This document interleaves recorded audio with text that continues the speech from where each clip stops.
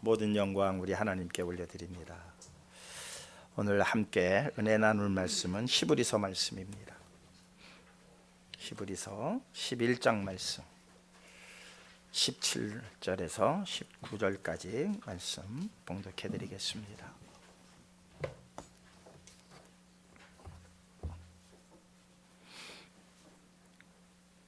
신약 성경, 제가 가지고 있는 성경은 365쪽 되겠습니다. 히브리서 11장 17절에서 19절까지의 말씀 찾으신 줄 알고 말씀을 봉독합니다. 아브라함은 시험을 받을 때에 믿음으로 이삭을 드렸으니 그는 약속들을 받은 자로 돼 그 외아들을 드렸느니라. 그에게 이미 말씀하시기를 내 자손이라 칭할 자는 이삭으로 말미암음이라 하셨으니 그가 하나님이 능히 이삭을 죽은 자 가운데서 다시 살리실 줄로 생각한지라. 비유컨대 그를 죽은 자 가운데서 도로 받은 것이니라. 아멘. 다시 한번 기도하시겠습니다.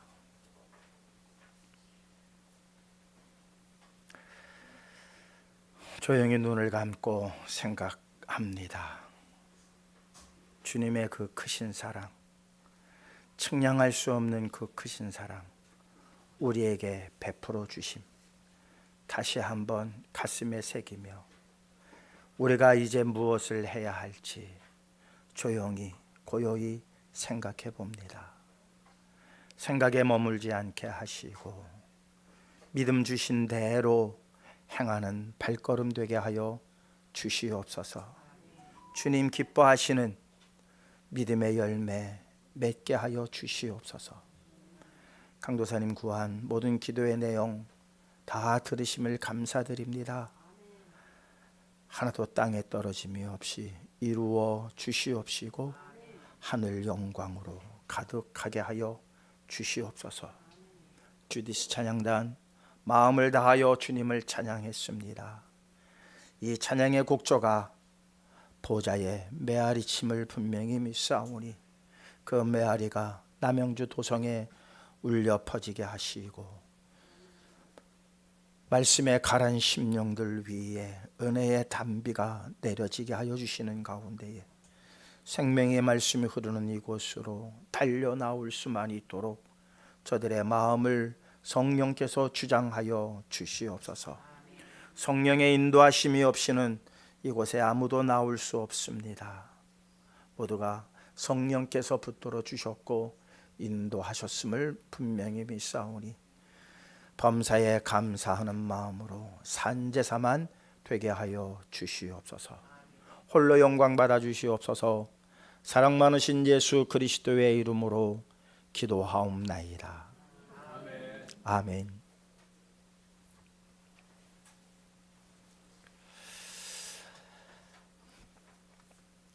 어려서부터 부모님들 또 선생님들 어르신들한테 늘 듣는 말이 있었던 것이 이런 말인 것 같아요. 꿈을 크게 꿔라. 축구공만한 꿈을 네가 꿔야 겨우 이루어지는 것은 탁구공만한 게 이루어진다. 그런 얘기 기억나시나요? 네. 되게 50대 60대 되신 분들은 기억하실 거예요. 그러니까 꿈은 크게 꾸면 크게 꿀수록 좋다. 어떤 면에서는 조금 허황된 꿈을 꾸는 것도 괜찮다는 거죠. 어렸을 때 대통령 너 장래 뭐 할래? 대통령이요 그랬어요. 대통령. 그래 대통령 꿈을 꿨길래 그래도 여기서 여러분들 앞에 말씀을 전하는 게 아닌가 싶어요. 꿈은 크게 꿔라. 꿈은 그래 조그맣게 꿈 꿔봐야 아무것도 안 된다. 이런 그 어르신들 마음 말씀이 생각납니다. 누구에게나 크고 작은 소망, 꿈들이 다 있죠. 이제 인생의 황혼역에 그 꿈이 어떻게 이루어졌나 생각하면 참 덧없는 세월이구나라는 답변이 안 나옵니다. 어쨌든 그때 왜 좀 더 큰 꿈을 꾸지 않았을까 하는 후회와 아쉬움이 황혼역에 찾아오는 우리들의 생각인 것 같습니다. 누구에게나 꿈은 있지만, 누구에게나 그 소망은 있지만, 그 소망이 좀 더 그래도 큰 소망이고 좀 대의적 소망이고 해야 되는데, 우리들이 꿈꾸는 그 꿈이 대부분 그저 그냥 성공하는 것, 그다음에 돈 많이 재물 모으는 것, 건강하게 사는 것, 되게 이런 꿈에서 머무르는 것 같아요. 물론 그 꿈도 뭐 세계를 내가 뭐 하겠다 하는 꿈, 뭐 그 안에도 그렇게 큰 꿈이 있죠.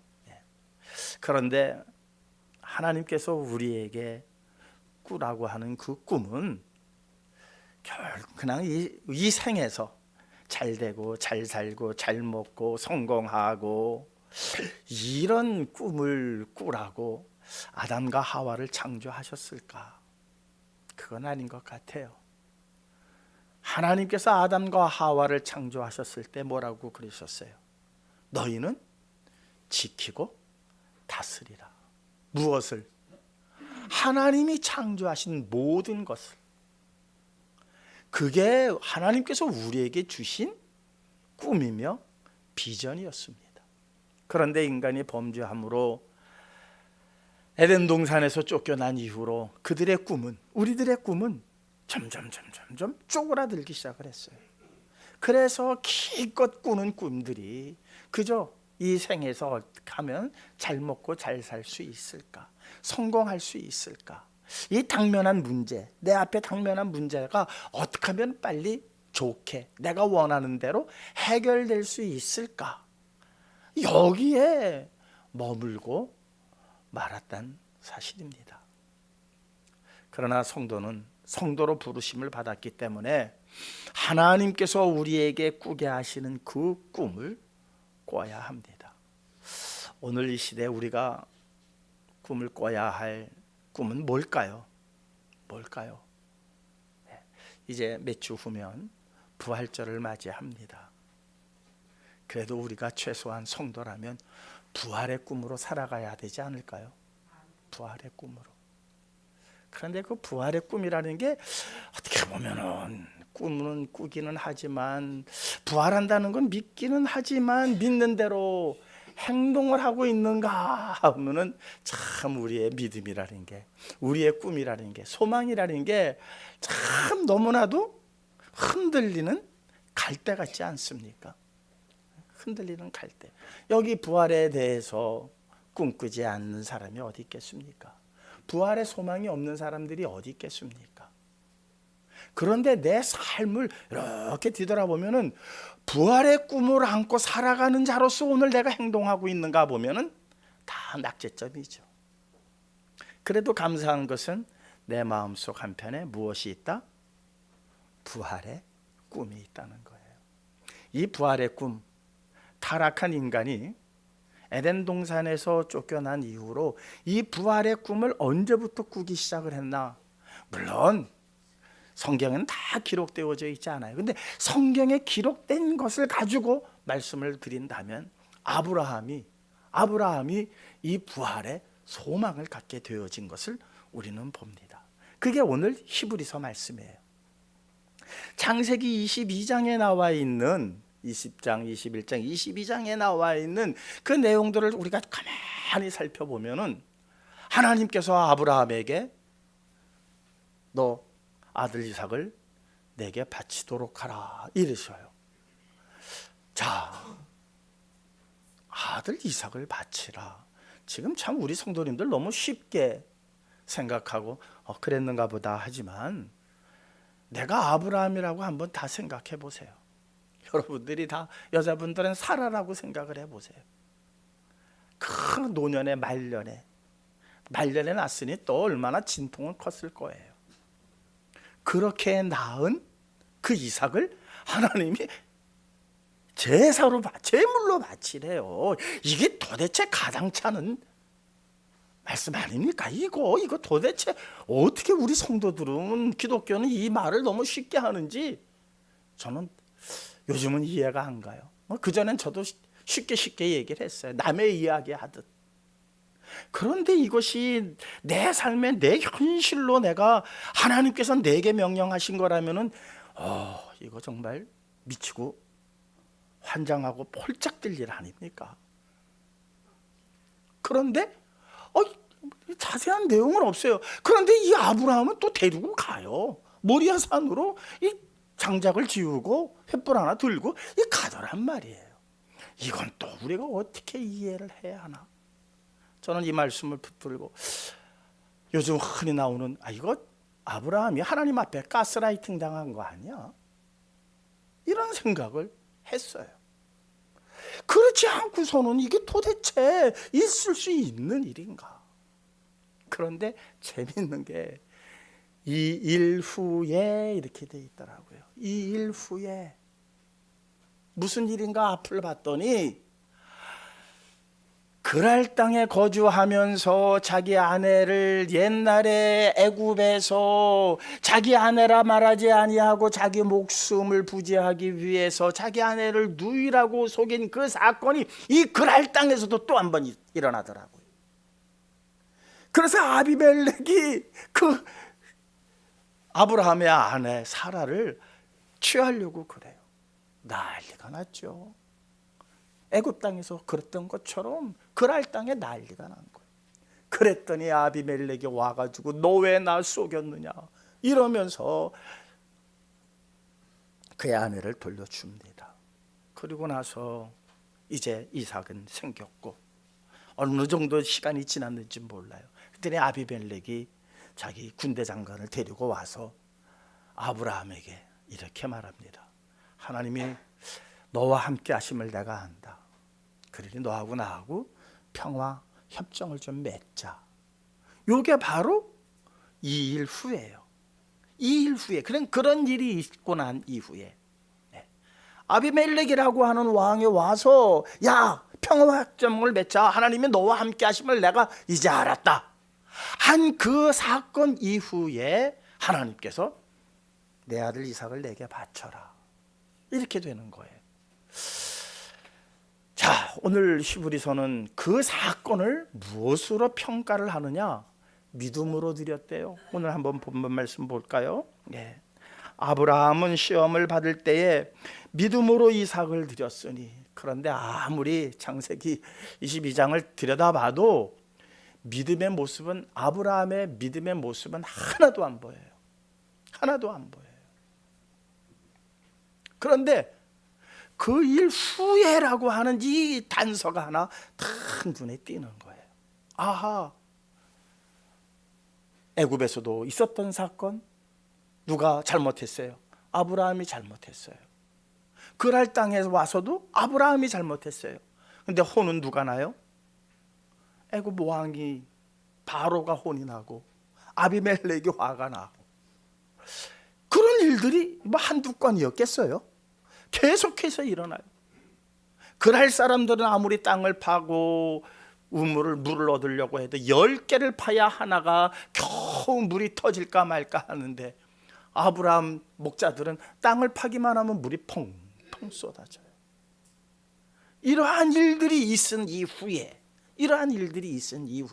하나님께서 그를 시험하시기 위하여 아들 이삭을 제물로 바쳐라. 암만 그런 일들이 있다 할지라도 어쨌든 아브라함은 지금 아들 이삭을 데리고 모리아 산으로 가는 거예요. 내 심정이었으면 이게 발걸음이 뚝 띄어졌을까? 아무리 하나님 명령이라 할지라도 이거 하나님 이거 너무하신 것 아닙니까? 이거 정말 이거 엽기적 사건 아닙니까? 이거 남들이 알면 하나님이 이거 어떻게 감당하시려고 그래요? 저는 그랬을 거예요. 저 불교 신자들이 이 사건을 정말 자세히 알면은 야 너희 하나님 그런 하나님이야 이러면 하나님 그거 어떻게 감당하시려고 그래요? 아마 이런 항변도 했을 것 같아요. 그런데 아브라함은 어쨌든 그 아들 이삭 손을 잡고 모리아 산으로 향하더라는 거예요. 이 사건을 믿음으로 드렸대요. 믿음으로. 믿음의 모습은 하나도 안 보이는데 히브리서는 그것을 믿음으로 드렸다고 우리에게 확증을 해주고 있어요. 그러면서 오늘 본문을 보시자고요. 그는 이삭을 드렸으니 그는 약속들을 받은 자로되. 여기에 약속이라고 하는 말이 나오더라고요. 약속들을 받은 자로되. 누가? 아브라함과 이삭이 약속을 받았다는 거예요. 무슨 약속을 받았는가 봤더니 하나님께서 내 씨는 누구다? 이삭이다. 이삭으로 말미암아 내가 큰 나라를 이룰 거고 이삭을 통해서 하나님 나라를 유업으로 받을 것이라고 하는 약속을 이삭에게 했다는 거예요. 이스마엘에게는 안 했대요. 아니, 이스마엘도 아브라함의 아들이고 이삭도 아브라함의 아들이에요. 에이, 그는 몸종이지 않았습니까? 하갈을 통해서 나지 않았습니까? 아니에요. 야곱은 안 그랬나요? 야곱의 12아들이 다 레아를 통해서 났나요? 라헬을 통해서 났나요? 아니에요. 비라를 통해서도 났어요. 다 몸종을 통해서 난 아들이 더 많아요. 그런데 그것이 몸종이다 정실이다가 아니라 중요한 게 뭐였다? 약속이었다는 거예요. 약속. 아브라함과 약속한 것은 누구를 통해서다? 이삭을 통해서만이 내 씨라 할 것이다 라고 하는 약속을 하나님께서 하셨다는 거예요. 이스마엘과는 그런 약속을 안 하셨대요. 그러니까 여기서 중요한 것은 무엇이었다? 약속이었다는 거예요. 그러니까 믿음 없어 보이는 아브라함의 행동조차도 하나님, 이 히브리서 기자는 다 믿음을 따라 한 거래요. 믿음을 따라 한 거래요. 그러면서 한번 우리 보시자고요. 아브라함은 시험을 받을 때 믿음으로 이삭을 드렸으니 그는 약속들을 받은 자로 돼 그 외아들을 드렸느니라.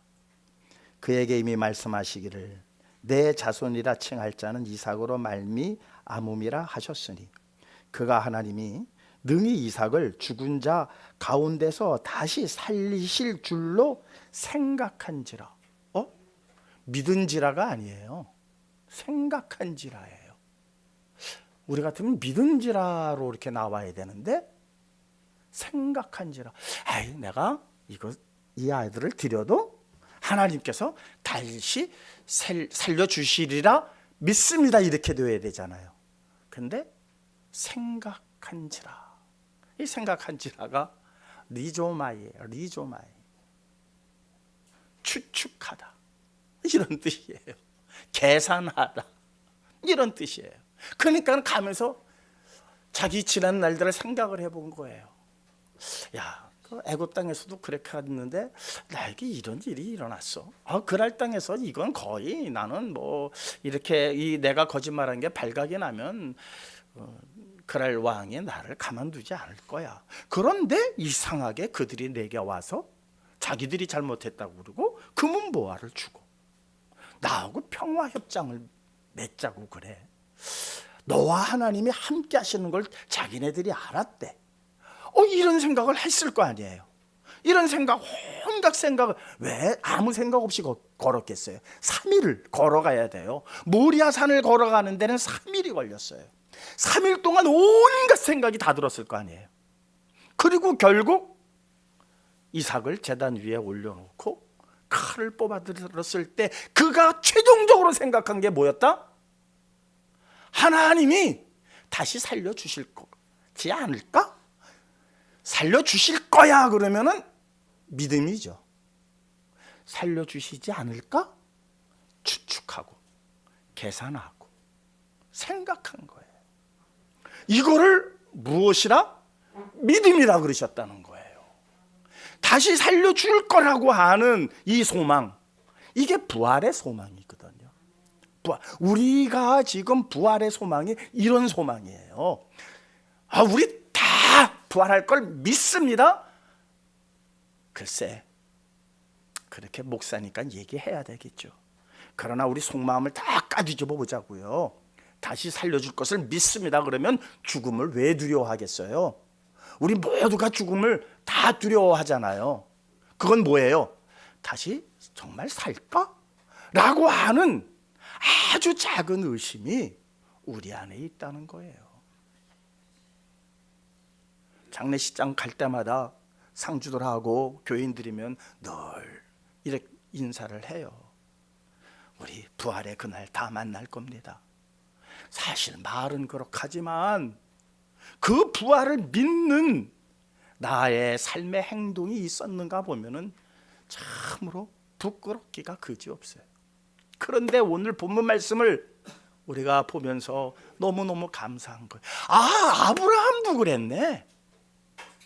아브라함이 아들 이삭을 살려줄 것을 믿습니다 하고 칼을 뽑아든 게 아니라 지금 지난 날을 생각해 보니까 살려주실 것 같은데 짐작을 한 거예요. 계산을 한 거예요. 추측을 한 거예요. 그 추측조차도 하나님께서 무엇하셨다? 믿음으로 받으셨다는 거예요. 그러니 우리의 이 소망이 얼마나 소중한 소망인지 몰라요. 아브라함이 가졌던 이 부활에 대한 소망이 줄줄줄줄줄 내려와요. 모든 사람들은 그런 것도 없이 그런 생각도 없이 사나요. 그런데 엘리야 때 엘리야가 부활의 모습을 우리에게 보여주는 거예요. 한번 보실까요? 네. 우리 그거보다도 시편부터 먼저 읽으십시다. 세 번째. 그러니까 왜냐하면 시기상으로 다윗이 엘리야보다 더 선대 사람이기 때문이에요. 그러니까 엘리사한테까지 내려가기 전에 다윗의 시편에 부활에 관한 소망의 시를 마음을 표현한 글이 하나가 있어요. 시편서 16편 10절입니다. 함께 읽겠습니다.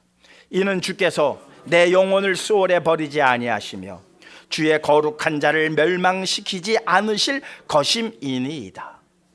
이게 바로 다윗이 가진 부활의 소망이에요. 이걸 부활의 소망으로 읽을 수 있을까? 해석할 수 있을까? 할 정도로 아주 희미한 거예요. 너무너무 희미해요. 그런데 어쨌든 부활이라고 하는 것을 냄새라도 피울 수 있는 게 지금 다른 사람들에게는 없었는데 다윗에게 딱 시편을 통해서 그래도 다윗이 부활을 소망했네라고 하는 단서를 잡아내는 거예요. 이 작은 단서 하나가 이제 후대에 들어가서 엘리야 시대의 현실로 나타납니다. 열왕기상 17장 22절에서 23절입니다. 함께 읽겠습니다. 여호와께서 엘리야의 소리를 들으심으로 그 아이의 혼이 몸으로 돌아오고 살아난지라. 엘리야가 그 아이를 안고 다락에서 방으로 내려가서 그의 어머니에게 주며 이르되 보라 내 아들이 살아났느니라. 사르밧 과부의 이야기입니다. 사르밧 과부가 정말 이제 마지막 남은 그 곡식을 가지고 빻아서 빵 2개 만들어서 아들 하나 먹고 나 하나 먹고 이제 죽기를 기다렸어요. 그런데 엘리야라고 하는 선지자가 턱하니 나타나서 말하기를 야 그것 중에 절반은 좀 내게 가져오라. 사르밧이 여인이 아니 지금 내 아들 외아들하고 이거 이제 마지막으로 먹고 죽으려고 그러는데 그걸 뺏어 먹습니까? 아마 그랬던 것 같아. 가져오라. 그런데 이걸 가져오더라고요. 이걸 가져오더라고요. 가져오시는 저와 여러분들 되시기를 주님의 이름으로 축원합니다. 이걸 가져와요. 이 사르밧 여인이. 그러고 나서 어쨌든 이제 뭐 기름통에 기름병에 기름이 마르지 아니하고 곡식통에 곡식이 마르지 아니하는 그러한 작은 기쁨을 누려요. 그런데 이 아들이 죽어요. 그랬더니 그 소식을 듣고 엘리야가 달려와서 엘리야가 그 아들을 위해서 기도하니까 그 아이의 혼이 몸으로 돌아오고 살아난지라. 부활의 첫 장면을 지금 엘리야 시대에 우리에게 보여주는 거예요. 이 부활의 시작은 소망의 시작은 아브라함으로부터 시작된 거예요. 그런데 아브라함은 아들을 죽이지 않았잖아요. 죽었다 살아난 게 아니잖아요. 그러니까 오늘 본문은 뭐라고 그 부분을 해석하느냐 하면 19절에 그가 하나님이 능히 이삭을 죽은 자 가운데서 다시 살리실 줄로 생각한지라 비유컨대 그를 죽은 자 가운데서 도로 받은 것이니라. 그건 죽은 자나 다름없었다는 거예요. 이미 칼을 뽑아 들었기 때문에 하나님이 말리시지 않았다면 그는 이미 죽은 거예요. 그러니까 비유컨대 또 다른 비유를 하나 들 수가 있죠. 그의 아내 사라는 아이를 낳을 수가 없는 죽은 몸이에요. 생산할 수 없는 죽은 몸이에요. 그 죽은 몸에서 아들 이삭이 잉태되었다는 거예요. 두 가지 해석이 다 가능한 거예요. 그래서 그것을 부활의 소망의 아주 작은 실낫으로 우리에게 주셨고, 그 실낫 같은 부활의 소망이 다윗의 입술을 통해서 이게 부활에 대한 소망이야? 아니야? 라고 의심을 할 정도의 아주 그의 속마음을 그냥 적어놓은 시편을 통해서 우리는 이렇게 전해 내려왔진 이 부활의 소망이 엘리야에게 하나님께서 죽은 자를 반드시 살려주실 거야 라고 하는 확실한 믿음 가운데에 하나님께 간구하였더니 하나님께서 엘리야의 기도를 들으시고 그 아이의 혼을 그에게 다시 들어가게 하심으로 그 아이가 살아났어요. 이게 놀라운 일이에요. 그랬더니 그의 제자 엘리사에게도 비슷한 일이 일어나요. 함께 보실까요? 열왕기하 4장 32절에서 34절입니다. 엘리사가 집에 들어가 보니 아이가 죽었는데 자기의 침상에 눕혔느지라. 들어가서는 문을 닫으니 두 사람뿐이라. 엘리사가 여호와께 기도하고 아이 위에 올라가 엎드려 자기 입을 그의 입에, 자기의 눈을 그의 눈에, 자기의 손을 그의 손에 대고 그의 몸에 엎드리니 아이의 살이 차차 따뜻하더라. 참 이 여인도 엘리사를 지극정성으로 섬겼던 사람이에요. 엘리야가 왔다 갔다 하는 그 길목에 사는 사람이었는데 자기 남편에게 우리 선생님 이렇게 너무 왔다 갔다 하는데 힘드니까 우리 이제 다락방 하나 내드립시다. 이렇게 해서 엘리사가 너무 먼 거리를 왔다 갔다 하지 않도록 배려한 여인이에요. 아주 착한 여인이에요. 그런데 그 집 아들이 죽었어요. 이 소리를 듣고 또 엘리사가 달려와서 하나님께 기도하고 그 몸 위에 함께 엎드려서, 이건 무엇을 의미합니까? 그 여인의 마음을 그대로 공감하고 있던 거예요. 그러니까 그 아이의 몸에 그대로 똑같이 엎드려서 입엔 입을 대고 눈에는 눈을 대고 온 몸을 같이 덮었다는 이야기죠. 그랬더니 점점 그의 살이 따뜻하여지는지라 죽은 자가 살아나는 일들을 보게 된 겁니다.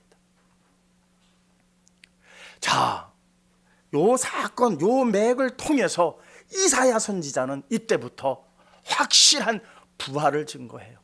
자, 아브라함의 부활의 소망을 받고요, 희미하지만은 다윗의 시를 통해서 하나님께 대한 부활의 소망이 있음을 알았고, 그 부활이 현실적으로 엘리야 시대에 일어난 것을 이사야는 알고 그는 확실하게 증거합니다. 이사야서 말씀입니다. 26장 19절입니다. 함께 읽겠습니다. 주의 죽은 자들은 살아나고 그들의 시체들은 일어나리. 티끌에 누운 자들아 너희는 깨어 노래하라. 주의 이슬은 빛난 이슬이니 땅이 죽은 자들을 내놓으리라. 와, 이 이사야서는 이제 이 사건들을 종합해서 확실하게 우리에게 증거하기 시작을 하는 거예요.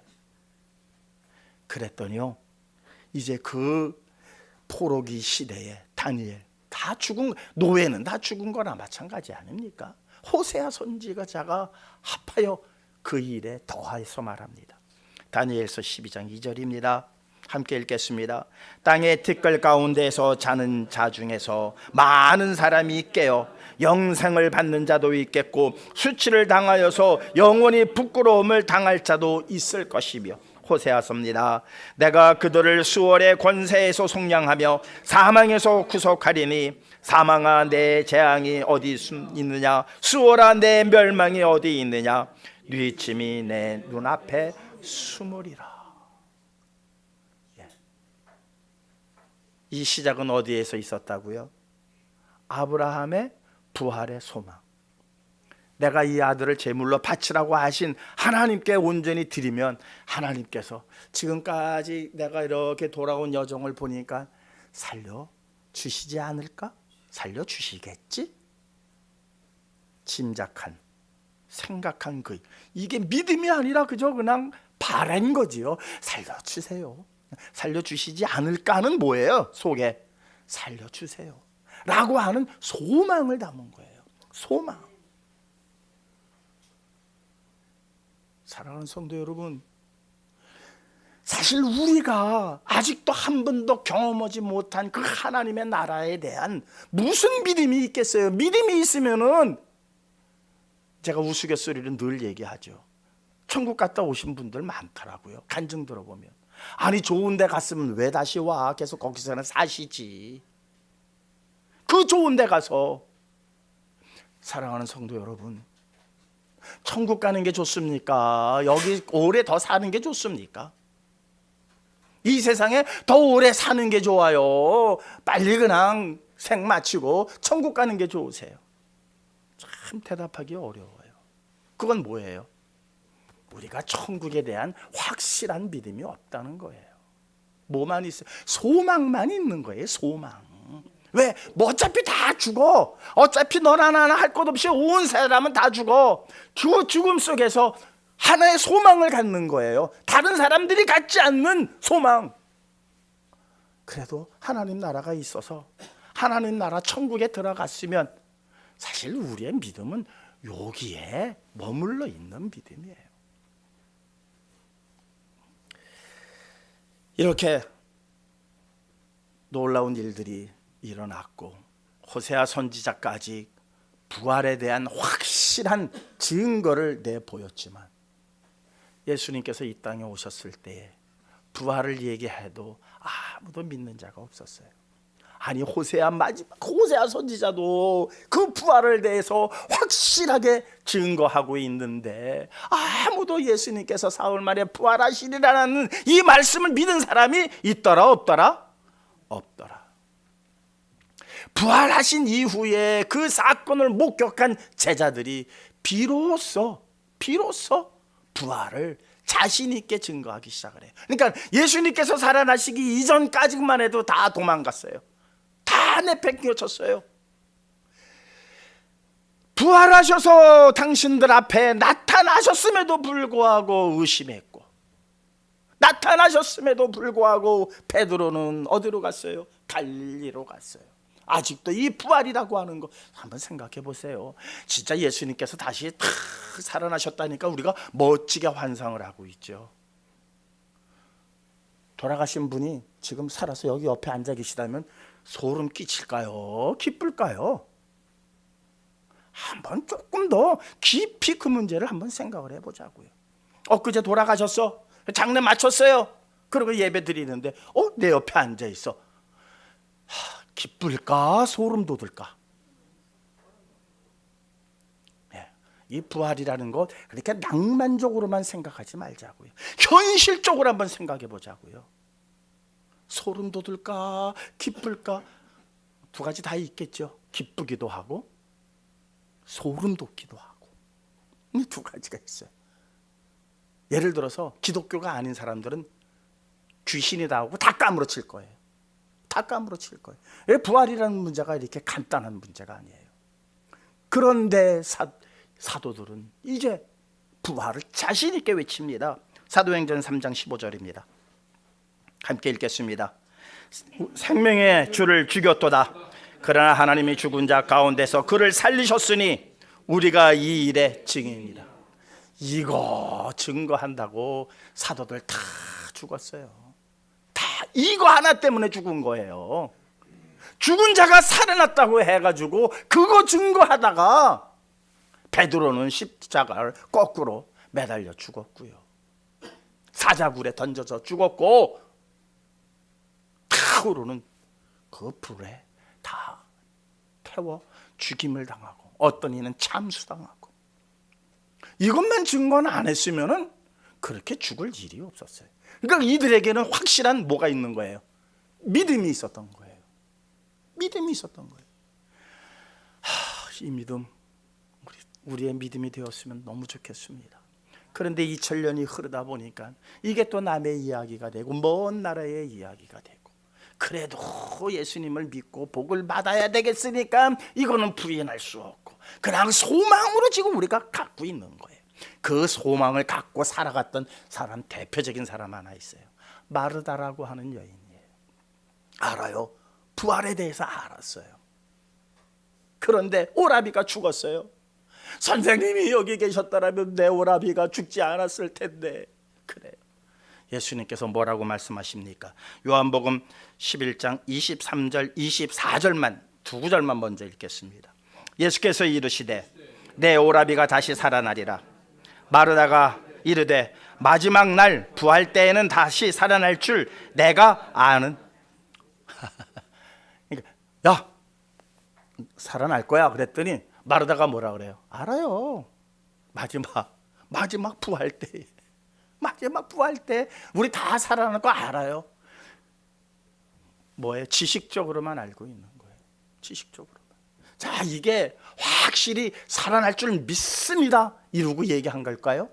아니에요. 그냥 교리적으로 알고 있는 것. 제자들이 전파한 내용, 아직 제자들이 전파하기 전이죠. 예수님께서 그냥 듬성듬성 얘기해 주셨고, 그 다음에 호세아 선지자나 다니엘 선지자나 이사야 선지자를 통해서, 그리고 엘리야나 엘리사의 사건을 통해서 부활이라는 것은 어렴풋이 알면서 그가 이렇게 대답하는 거예요. 예수께서 이르시되 내 오라비가 다시 살아나리라 했더니 지금 우리 권사님처럼 아멘 하지 않고 네 알아요. 마르다가 이르되 마지막 날 부활 때에는 다시 살아날 줄 내가 알아요. 무미건조하죠. 무미건조하게 대답하는 거예요. 건성건성 대답하는 거예요. 믿음 가지고 대답하는 게 아니라 아직도 그 속에 원망으로, 선생님이 거기 가지 아니하셨고 조금만 일찍 오셨으면 내 오라비가 죽지 않았을 텐데. 왜? 조금 지체하셨거든요. 소식을 듣고 빨리 왔으면. 그런 원망이 지금 있는 거예요, 이 마르다 마음속에는. 그래도 뭘 하느냐? 아브라함이 가졌던 부활의 소망이 누구에게 있는 거예요? 마르다에게 지금 있는 거예요. 마르다에게. 사실 우리도 여기서 크게 벗어나지 않는다는 거예요. 이 믿음에서, 이 소망에서 우리 크게 벗어나지 않습니다. 그랬더니 예수님께서 말씀하십니다. 25절부터 읽겠습니다. 예수께서 이르시되 나는 부활이요 생명이니 나를 믿는 자는 죽어도 살겠고 무릇 살아서 나를 믿는 자는 영원히 죽지 아니하리니 이것을 내가 믿느냐? 오늘 여러분에게 묻습니다. 마르다에게 묻는 것이 아니라 오늘 우리에게 예수님께서 묻습니다. 뭐라고 다시 묻는지 보시겠습니다. 예수께서 이르시되 나는 부활이요 생명이니 나를 믿는 자는 죽어도 살겠고. 예수 그리스도를 믿었던 모든 사람들이 반드시 부활날에 다 살아난다는 겁니다. 그런데 여기까지는 우리가 아는 내용이에요. 그 다음 구절을 한번 함께 크게 읽겠습니다. 무릇 살아서 나를 믿는 자는 영원히 죽지 아니하리니 이것을 내가 믿느냐? 무릇 살아서, 지금 살아서 이렇게 믿는 자는, 나를 믿는 자는 영원히 죽지 아니하리라.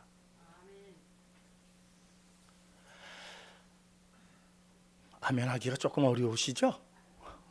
왜? 한 번도 경험이 안 된 거기 때문에.